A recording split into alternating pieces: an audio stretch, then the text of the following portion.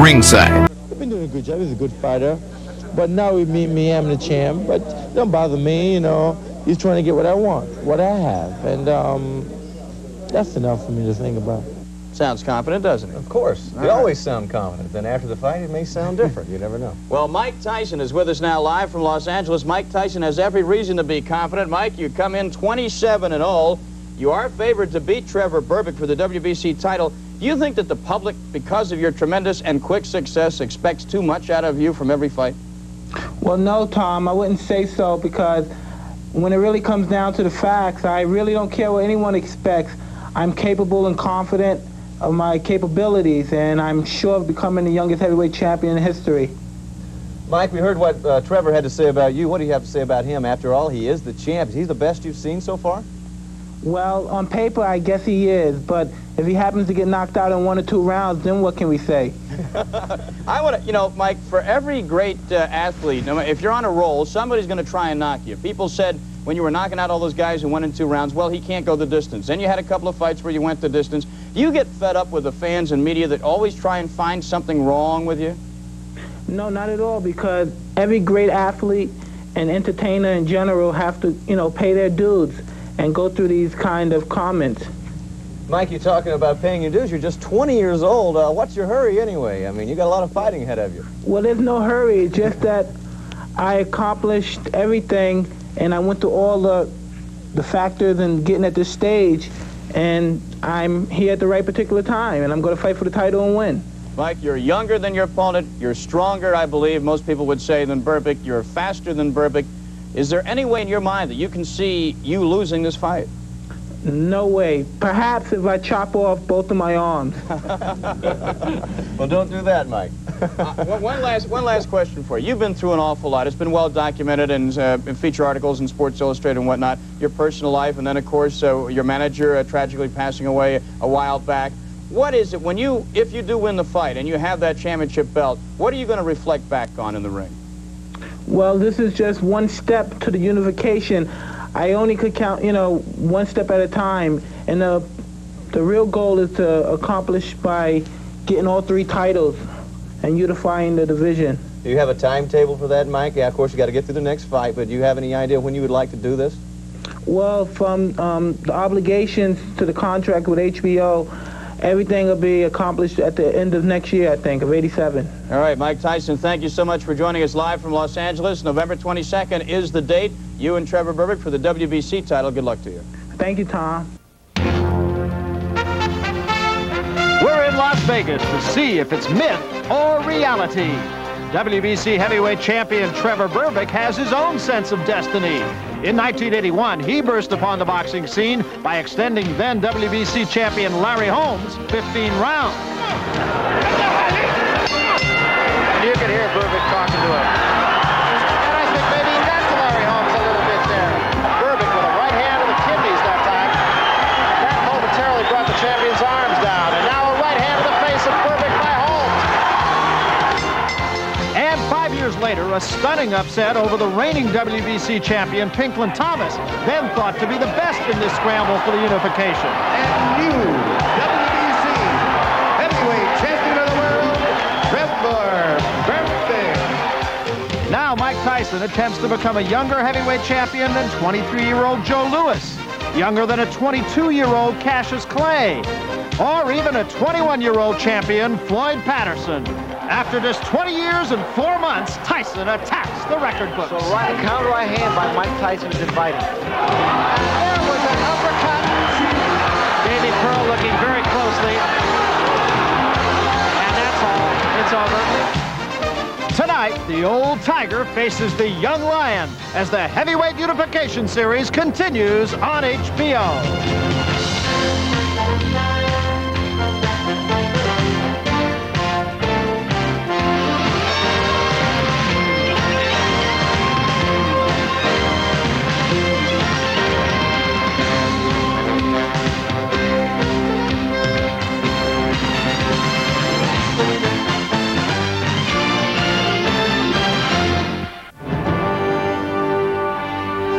Outside, a cool, crisp night in the desert. One has to think even the gaming tables will empty a bit during the next hour or so. And we're live from the Las Vegas Hilton in Las Vegas, Nevada, where WBC champion Trevor Berbick defends his crown against Mike Tyson. It's scheduled for 12 rounds. Throughout the history of this great sport, celebrated heavyweights have emerged to capture the public's imagination. As they stand on the threshold of the title heavyweight champion, the hype is over. The names like Ali, Marciano, Lewis, and Dempsey each seize the opportunity. Now this Las Vegas crowd and millions around the world wait in judgment as Mike Tyson tries to prove he is deserving of all the attention as the next great heavyweight champion. A formidable WBC champion, Trevor Berbick, stands in his way. Hello, everybody. I'm Barry Tompkins, along with Larry Merchant and Sugar Ray Leonard. Welcome to Las Vegas. We'll answer a couple of questions tonight. First of all, is all the talk about this young upstart, the most promising heavyweight, they say, to come along in decades, just that? And is the champion, Trevor Berbick, worthy of the title that he holds? Larry Merchant, they've said that the heavyweight division is a group of indistinguishable retreads pursuing a confusion of titles. Now all of a sudden along comes Mike Tyson, and everybody that I've talked to involving this fight says this is the Tyson fight. Tyson this, Tyson that. But Trevor Berbick is the champion and nobody's talking about him. I don't think there's any doubt that most people are viewing this event more as a coronation than as a contest, and it's perfectly understandable, really, because they're expecting and even hoping that Mike Tyson fills a vacuum in boxing. The absence of a real sensational young champion who's willing to fight anyone, everyone, and often. What we have to wonder is whether a 20-year-old heavyweight can really take that responsibility and be the boy king. We have to wonder about it because he hasn't really been tested yet. So it requires a sort of leap of faith to believe that, and I'm ready to make the leap. Speaking of the leap, Sugar Ray Leonard, this is a quantum leap now for Mike Tyson. He hasn't fought anybody the caliber of Trevor Berbick. You've been in this situation. All of a sudden it's a championship. You could feel it all around the Hilton here tonight. There's a lot of electricity going on. You've been in the spotlight situation. For Mike Tyson, is it too much too soon? Well, I feel it's now or never. And the reason I say that, because, see, Mike Tyson, because of his talent, he's been brought along, he's been marketed, he's nurtured, he's been extremely active. I think it's prime time for him.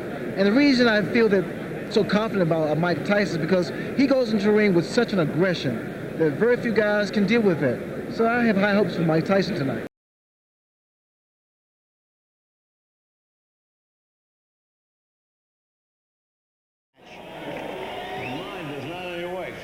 Something distracting you. And remember, it's always good to throw the punch where you could hit him and he can't hit you. That's what the science of boxing is all about. It's been a year since he passed away, but his words are still heard. Customato was, in a sense, the modern-day father of boxing. He often said, "What I do is discover and uncover." In the 40s, it was Floyd Patterson. And in the 50s, it was Jose Torres who he transformed into a champion. But perhaps his greatest prize was the 13-year-old boy brought to him 7 years ago from a nearby correctional institution. The uncovering process would now begin. With me, the guy comes to me with a spark. I fan the spark until it becomes a flame. I feed the flame until it becomes a fire. Then I feed the fire until it becomes a roaring blaze. That's what I have to do. But that spark turned into something much more than a boxing relationship. When I was 14, Tush used to tell me about all this. We would talk about the old fighters or something, and then we'd go through another hour, we'd talk about girls. It was just like my big brother was my father, talking about my father. Within 2 years of their meeting, the old professor legally adopted his rising star. Their destiny had begun.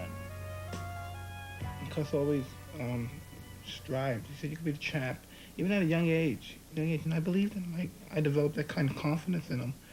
And we just made it, that was the destiny, no matter whatever happened. And he discussed times that he wasn't feeling well and he doesn't think he's going to be around. But he said, no matter what, the job must go on.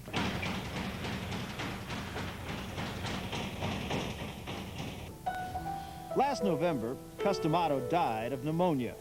In the Catskills, where he worked with so many fighters, a part of the gym is dedicated to him, but not as a means of remembrance, rather for the teachings and beliefs of Customato that remain very much alive today. And Mike Tyson is not alone. The guy threw a wide left hook, you get hit with a straight right hand inside the left hook, the hook will go around. But you aim it here and bring the same hand, when he hits here, he's liable to bring it down. Even if he's coming, he's liable to bring down, bang, over here, bang, with the left hook here or here. And you get hit, bang, you get excited and your head comes up your hands. When you get hit, that's when you gotta be calm. And so it was for 6 years, day in and day out. The master instilled in the student his experience, his thoughts, and his expertise. He used words to inspire, words to teach, words to live by, words that are believed in to this day. Fear is like fire. If you let it get out of control, it will destroy you and everything around you. You manage to control it, you can make it work for you. No, what I like about it's about the coward and the hero, that both of them feel the same. It's what they do that makes them different. In other words, the hero feels just as frightened as the coward. But it's just that the coward, he runs. Instead of the hero, he feels the same, and he has the discipline, and he just makes himself go through whatever has to be done. It's what he does that makes him a hero, and what the other fellow doesn't do that makes him a coward. It was D'Amato's philosophy to build will rather than skill. With Mike Tyson, he has succeeded. The fear and the fire still burn, but so do other feelings. Well, you know, it really is difficult because I did miss him a lot. But even besides, before when Cus was around, I was always that way. I used to always keep things to myself. I always kept things to myself. But it's just that I let some things out. I spoke to him about some things that were on my mind. But when things get on my mind now, I don't talk to anyone about it. It seems as if this was how it was meant to be. Cus D'Amato knew that the day Mike Tyson entered the ring to fight for the title, he would be by himself. I succeed when I make that fellow become champion of the world and independent of me. Because when he's independent of me, I have succeeded. He has succeeded when he becomes champion. I have succeeded when I made him independent of me. He doesn't need me anymore. The prophet had a way with words, but you have to wonder what he would be saying to Mike on this night, the culmination of a dream. If Cus was around and I was fighting for the title, he would tell me things. And he would describe the way Berbick would fight. Because I'm sure if he was around, he would have watched Berbick coming out of his ears. And he would describe the way Berbick fight and explain this is what I would do. And so I would tell him, yes, but just don't worry about it because everything's going to be all right. And he knew not to worry about it. No matter what happened, the job has to be done. And so you have to have the feeling that Mike Tyson has a little bit of Cus D'Amato with him. There you see just 21 months as a professional to his first title fight. Joe Louis, the closest to him, more than a year behind him. So Mike Tyson, youth, no question about it. Now, will it be served is the question that we'll be answering tonight. And of course, I really haven't heard or felt as much anticipation, Ray and Larry, about a heavyweight championship fight as I felt in the last hour or so in a long time. And I don't know if it's just that we're kind of all sitting back saying, how good is Mike Tyson really? This fight has brought everybody out of the woodwork, I'll tell you. Yeah, I think one of the ways we recognize it is when celebrities come out because they recognize that something big is about to happen. And if you want to know what the cost of being a celebrity is, tonight it's $400 because ringside is $600. But all of these showbiz folks have paid $1,000 to be in the VIP section. And that was sold out. You couldn't even get into the VIP section, really. In fact, Eddie Murphy was around here. He was kind of a latecomer. You saw him just a moment ago. There's Tommy Hearns, guy that you're infinitely familiar with, Ray. Michael Spinks, heavyweight champion. And Larry Holmes, of course, the former heavyweight champion. I mean, this has brought out the greats and the near greats, and I'll tell you, it's only the greats that are ringside. Speaking of the greats. Muhammad Ali and his new wife, Lonnie, his fourth wife. And somewhere back there is Archie Moore as well. 20 years and 4 months. That's the age of Mike Tyson. He is trying to surpass Floyd Patterson, who at 21 years, 11 months, became the heavyweight champion of the world. Mike Tyson told us yesterday, yes, that's important to him. He'd like that, but he would also like to be the youngest undisputed heavyweight champion of the world. Exactly. There's a bit of an asterisk with this because Patterson was undisputed champion. Tyson is fighting for 1/3 of the title. So Mike Tyson keeping folks waiting here, and perhaps most importantly, he is keeping Trevor Berbick waiting. And this you have to feel, Ray, it's going to be perhaps as much of a mental fight as it is a physical fight. Well, if it's going to affect anyone, normally it affects the challenger because he hasn't been through that type of experience before. Yeah. both of these fighters extremely imperturbable. We sat and talked to both of them. They both seemed very calm before the fight. I didn't really notice any kind of edginess about either of them. Well, they both seem to be very relaxed and very confident. I tell you one thing about it, this may prove to be somewhat of a strategic fight on both fighters' part. Another factor here, I don't know if it's a big factor or not, Angelo Dundee in the corner of Trevor Here they Berbick, come. and now Mike Tyson. Mike Tyson has come to this fight with his usual retinue, which includes a trainer and an assistant, and that's it. 2 people, plus his managers, Caton and Jimmy Jacobs. That's his entire entourage, and here he is. Also wearing a sweatshirt. It's the first time that we have seen him do that. He usually comes into the ring bare-chested, just trunks, black shoes, no socks, black trunks. Sockless, but not punchless, I should add, Barry. Yeah, no question about it. In fact, yesterday we were talking to him about, I asked him, I said, when do you put your game face on? He put his arm over my shoulder and he said, you know, this is no game.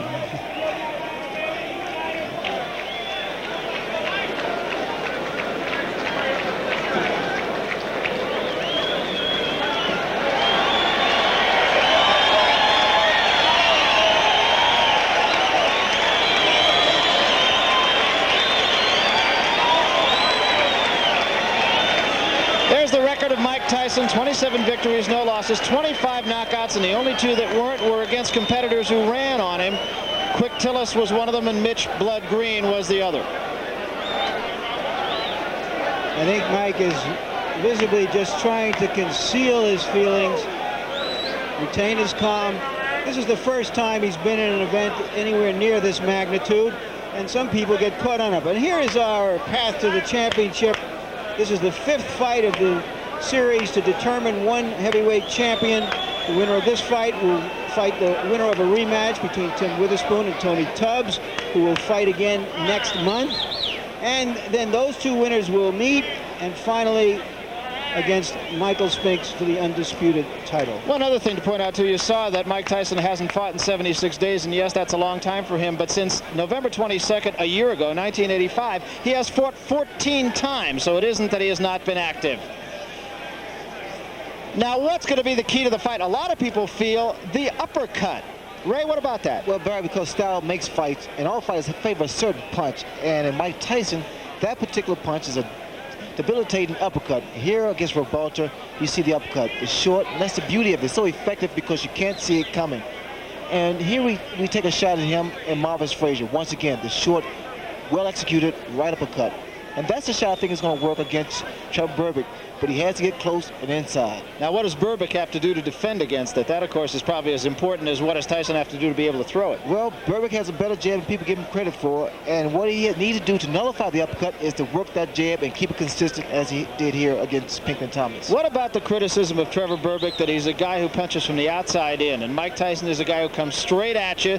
Berbick, as he makes his way out of his locker room and toward the ring now, said, that's where I want him. I love it if he's going to be right on my chest. But his style doesn't seem to dictate that he would love it. Well, inside, Berbick has a tendency to throw wide loop and telegraph punches. He can't do that against a guy as tenacious as Mike Tyson. He has to throw short punches and tie Mike up and break his rhythm. Now, you saw that Trevor Berbick has not had a fight in 244 days as opposed to Mike Tyson's 76 days, but that pretty much has been the history for Trevor Berbick, perhaps not quite that long.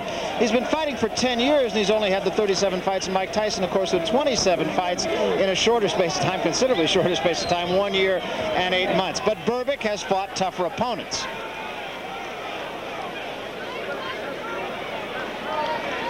We talked about the fact that the crowd doesn't either really like Trevor Berbick nor dislike him, and you can hear kind of a sense of apathy as he comes toward the ring.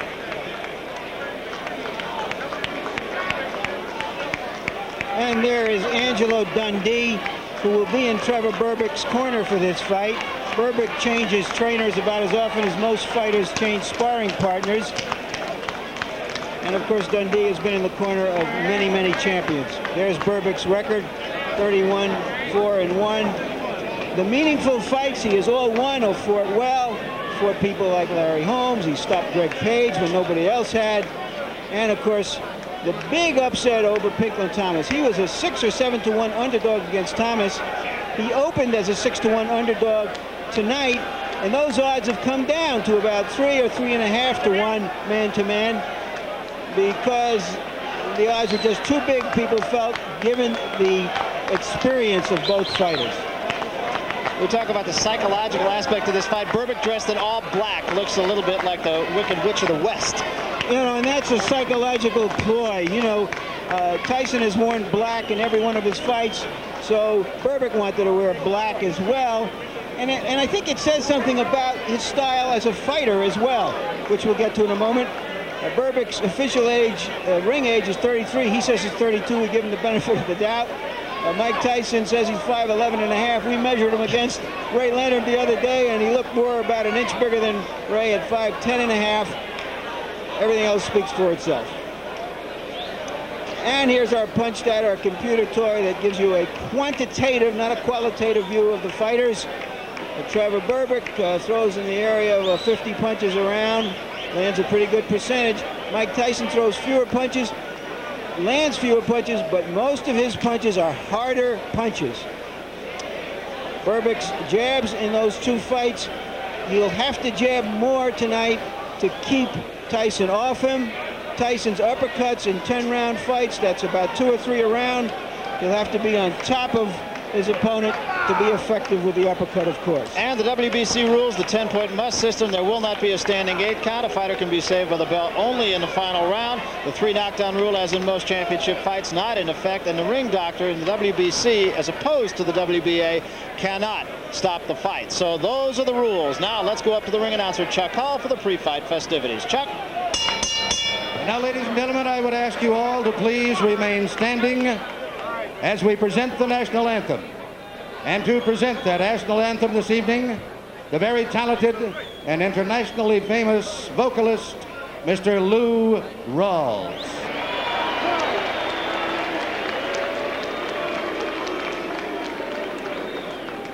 Oh, say, can you see by the dawn's early light what so proudly we hail at the twilight's last gleaming, whose broad stripes and bright stars through the perilous fight o'er the ramparts we watched were so gallantly streaming, and the rocket's red glare, the bombs bursting in the air, they gave proof through the night that our flag was still there.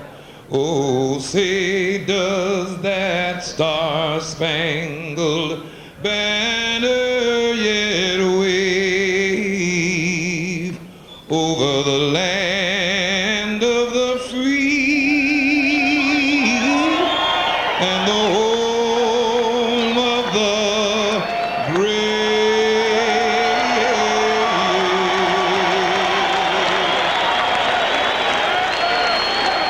Mr. Lou Rawls and our color guard from the United States Navy.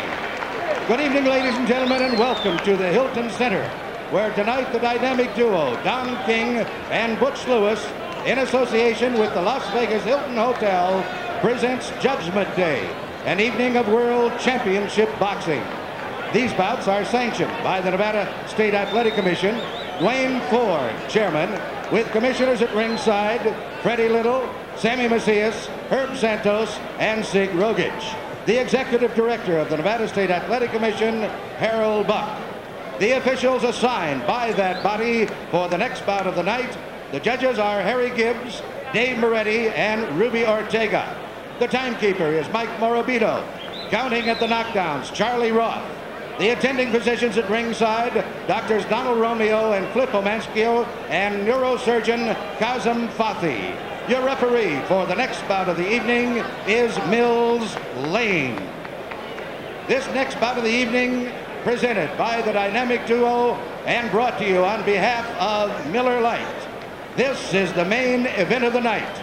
12 rounds of boxing for the WBC Championship of the World. Introducing, in the blue corner, fighting out of Catskill, New York, weighing 221 1/4 pounds. He is undefeated in his professional career, with 27 wins, no defeats, 25 KOs. He is the challenger, Mike Tyson.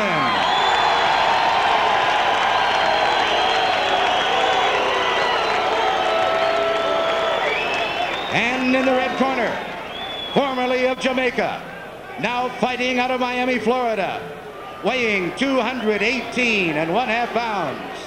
His professional record consists of 31 wins, 4 defeats, 1 draw, and 23 KOs. He is the WBC Heavyweight Champion of the World, Trevor Berbick.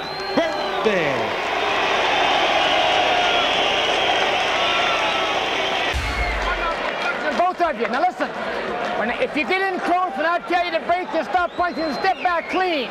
Any question from the challenger or chief second? Any question from the champion or chief second? All right, let's get it on. Come on. All right, and with the words of Mills Lane, we're ready. I don't know about you folks, but here at the Hilton Hotel, there is electricity in the crowd. I've got goosebumps. On the line, the WBC Heavyweight Championship of the World. Trevor Berbick will try to stop Mike Tyson. Mike Tyson has trained his whole life for this. Look at him, Tyson to the right of your screen, Berbick in the corner to your left. We're just about ready for round 1, and let's watch how quick Tyson will jump on Trevor Berbick. His whole life has been for this night, but Trevor wants to prove that he's one of the great champions. Let's see how long his reign lasts. Mike Tyson kind of feeling him out here, but he goes with that right-hand lead right away. You get the idea now that Berbick is showing a little false bravado here. Standing toe-to-toe is not the way. If he doesn't pump that jab in the face, Tyson will come right through him. Tyson with the left, bounces it off the forehead of Trevor. Trevor tries to work underneath. Tyson will have no part of it. Notice the movement of the head of Mike Tyson as he takes a light left jab. Tyson will be able to get underneath it. Oh, wow! With a right, another left hook that just grazes. Trevor, with this bravado, could get in some big trouble in a hurry. He's taking big chances with Tyson, not feeling him out at all. This early going in round 1, a lot better than we thought it might be. Trevor came to fight. But this is exactly what Tyson likes. Notice that Berbick is standing directly in front of him. That is, a left hook that really caught him. That is disaster for all of the opponents of Mike Tyson. He's standing flat-footed right in front of him, and he's going to get clipped. Believe me, folks, he's going down. You can't fight Tyson this way. It's great that he has the courage, but this is a poor fight plan. Oh, the right hand gets him behind the left ear. Berbick tries to push him off, not the way to keep him up. Notice the lazy left. Watch Tyson load up with left and rights. He knows that he can score now. Mike Tyson to the right of your screen, shorter, heavier, younger, and bolder than Trevor Berbick. Berbick has felt the wrath of the right and the left hands of Mike Tyson in what just in round 1. Tyson clips him with a light left that time. You get the idea that Mike, as soon as, a light right hand, but the left hook right there. Notice Tyson throws him in 2s and 3s. Trevor is getting lazy with the left hand. Notice the left hand is not pumping like it was against Pinklin Thomas when he won the title. That's a fear factor. He's away from his bravado in the early going of this round. Tyson having a good first round. Wow, with the uppercut, misses the left hook. Tyson is in total command in his head. He knows he can beat this guy right now. Notice Trevor not doing anything right now. He doesn't want to be in here with Tyson. He needs to use his 7 inches in reach, and you can't use it when you're head-to-head like this. Now the left should be pumping. Instead, Tyson will walk right through it. See this? Tyson walking right through. He's wild with the left hook as Berbick, and Tyson clips him with the left hand. Look at this. Combination. And Berbick ready to go, but he stays on his feet. Another right hand clips him. He can't take shots like this very long. Wow, with the right hand is Mike. Again, he's blocked. Catches him with a left hook. Trevor's ready to go again. Tyson knows that he can score at will now. Berbick doing nothing like he did against Pinklin Thomas. Fighting in the wrong position. Not using the jab of the bell ends. Round 1. A good round 1 for Mike Tyson. Woo! Well, at least Berbick didn't go down in the first round, but he's been staggered. Let's listen into the corner.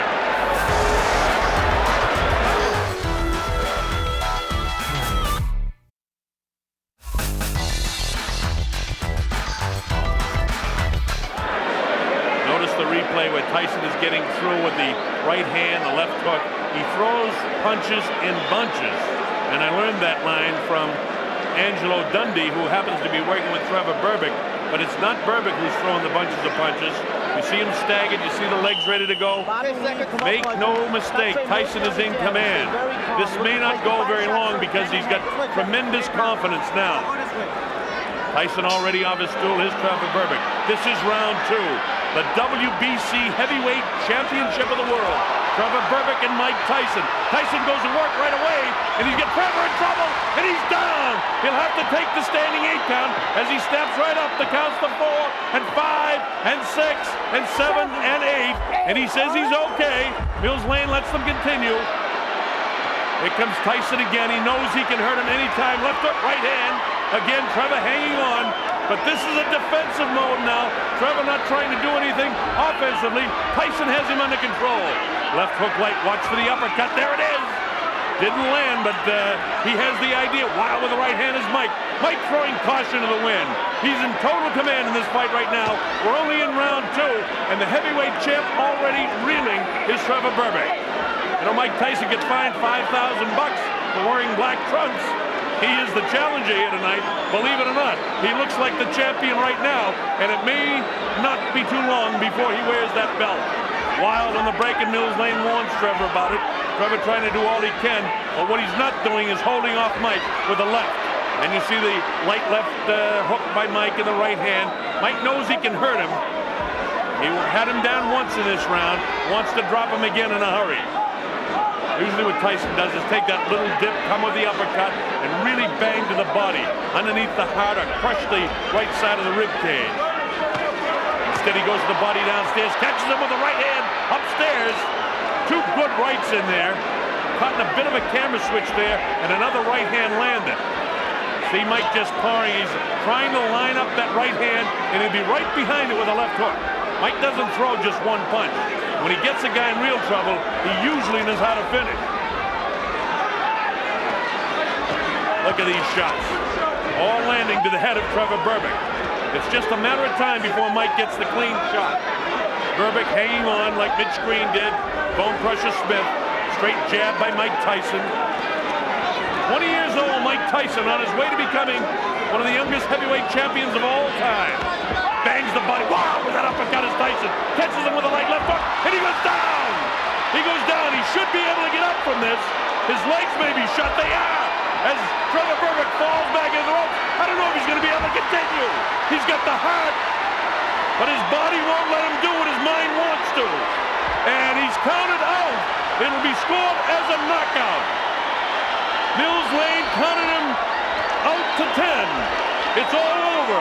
We've got a brand new heavyweight champion of the world, Mike Tyson. Well, Trevor Berbick was brave in the early going of round 1. And from about the midway point in round 1, he couldn't do anything. There's Jimmy Jacobs in there. Bill Caton also works with him. A very happy Don King. Kevin Rooney congratulates his champion. Jose Torres there in the ring with Mike as well. Former light heavyweight champion of the world. Trevor is disappointed, can't believe what's happened. Ladies and gentlemen, referee Mills Lane stops the bout at 2 minutes, 35 seconds of the second round. The winner by a TKO and youngest and new WBC heavyweight champion of the world, Michael Tyson. So Mike Tyson, the youngest heavyweight champion in history at 20 years, 4 months, 22 days. What a victory for him tonight. You know, the thought that I had as Mills Lane was counting out Trevor Berbick was, what must Michael Spinks be thinking at this point? Well, he knows fully well there is a monster lurking somewhere out there in the boxing ring. And Tyson being the, youngest heavyweight. For my son, Ray, he's 13 today. Happy birthday, son. I'll be home tomorrow. God bless you. That's right. I was going to say that, didn't get to it because of the second round. In fact, that may finish second to the fact that Eddie Murphy, who's here, phoned Little Ray. Little Ray isn't so little anymore. I got to point out to you, not the same kid you saw in those commercials. 20 years old, a heavyweight champion. How does it feel to be wearing this belt? Well, the moment I waited for all my life since I started the game of boxing. And as everyone said, that Berbick didn't have a chance. Berbick was very tough, very strong. It's like very strong. I was never expecting him to be strong like that. I knew he was strong, but I didn't expect him to be as strong as me. And he was very strong. But I was calm, and I was timing my punch. Every punch I threw with bad intention in a vital area. Everybody thought that the magnitude of this event, your youth, the fact that you have been a little too impatient in past fights, might make this a longer fight.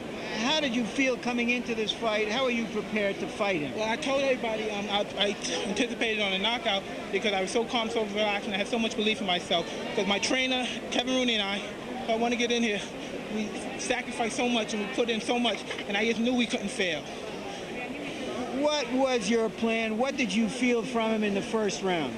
Well, my plan was to stick my jab in his face, as you saw. It was hard in his face, and every punch was to throw with bad intention. That he did. We're going to take a look at the final knockdown to show. And would you describe it for us, Mike? Just look at every punch. I'm right there. Bad intention. Miss. That miss. He's lucky. And I'm just waiting. Boom. Right off the temple. Right off the temple. It's easy to hit. The guy's on for everything. Look at that. That's all she wrote. I'm the youngest champion ever in the history of the sport. My record will last for immortality. It would never be broken. And we're going to unify. Why is it so important for you to be immortal, to have a record that you feel nobody will ever break? Because I want to live forever. That's all right. Did he ever hit you with anything? He threw some punching glass in me, but even if they didn't connect, I refused to get hurt. I refused to get knocked down. I refused to lose. There's no way in the world I was going to go out this ring walking. I had to be carried out. I had to be dead. There's no way I was going to leave this ring alive. It looked early in the second round that he had already recognized your power and that he was starting to hold on and just survive even as early as that. Well, I don't know about that. If that was so, that was his problem. I was coming to destroy and win the heavyweight championship of the world, which I've done. And I'd like to dedicate my fight to my great guardian, Customato. And I'm sure he's up there and he's looking and he's talking to all the great fighters and saying his boy did it. And smiling, that's right. What are your ambitions from here on out? To unify the title. Will you consider yourself really the youngest champion until you unify the title? Well, I consider myself the youngest. Look at the magnitude. Look what I draw here. Look at the fans. Everybody came to see this fight. This fight was unbelievable. It's an exciting moment of my life. I still can't believe the audience and everything.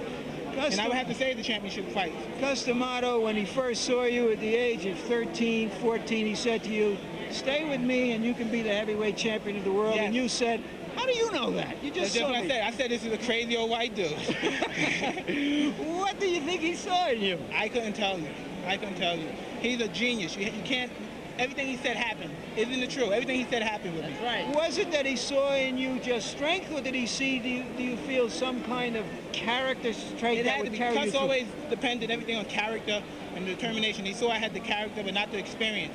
But he saw that I was good enough to fight more experienced fighters and win. And he had the smart. Next month, Tim Witherspoon fights Tony Tubbs. You will fight the winner. Give us your assessment quickly of that fight, and what do you think about your chances against either of them? I would love to fight the winner. I don't know who the winner's going to be, but I would love to fight the winner. I'm champion of the world. I'll fight any man alive, and I feel I could beat anyone in the world. And I'll take on all comers. Thank you very much, Mike Tyson. That interview was longer than the fight. And back to ringside. Ringside.